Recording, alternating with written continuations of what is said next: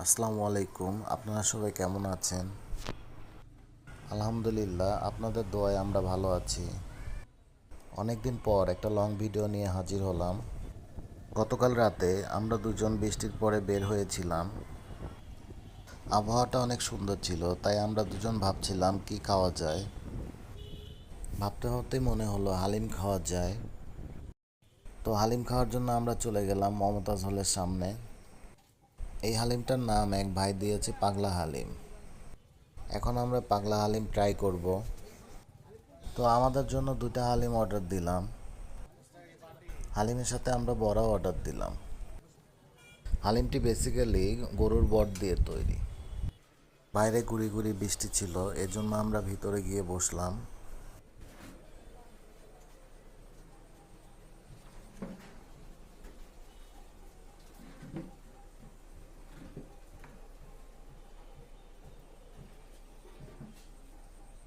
এর মধ্যে আমি আর আমার ক্যামেরাম্যান দুজন একটা স্ন্যাপ নিয়ে ফেললাম।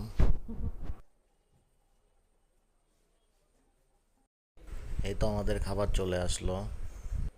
দেখতে যেমন লোভনীয়, খেতেও অনেক মজা। হালিমটির মধ্যে বটের পরিমাণ অনেক বেশি ছিল। এক বাটি হালিমের দাম নিয়েছিল মাত্র 50 টাকা। এত কম টাকায় এত পরিমাণ বট দিয়েছিল এবং খেতেও অনেক মজা ছিল।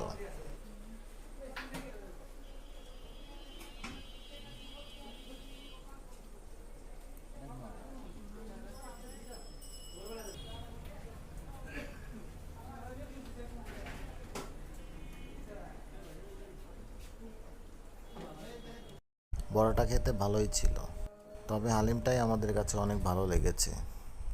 এই যে এই মামাটাকে দেখছেন, এই মামার দোকান। যারা হালিমটি এখনো খাননি তারা অবশ্যই ট্রাই করবেন। বৃষ্টির জন্য আজকে ওয়েদারটা অনেক ঠান্ডা ঠান্ডা। তো এই ওয়েদারে চা না খেলে হয়। তো আমরা এখন কাটা ওয়াবদাতে চা খেতে যাচ্ছি। চলুন আপনাদের সাথে শেয়ার করি। এই তো আমরা চলে এসেছি। এখানকার চাটা অনেক মজা, পুরাই রসমালাই। এই যে মামাটাকে যে দেখছেন, এই মামাটার কিন্তু এক পা নেই। উনি এক পায়ের ওপর ভর করে দাঁড়িয়ে দাঁড়িয়ে এভাবে সারাদিন চা বানান।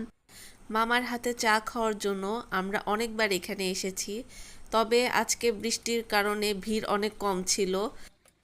সিরাজগঞ্জে এই দোকানের চা অনেক বিখ্যাত। মধু। রসমালাই আসলে অনেক মজা, চাটা অনেক মজা। আমরা দুজন চা খাচ্ছিলাম আর গল্প করছি।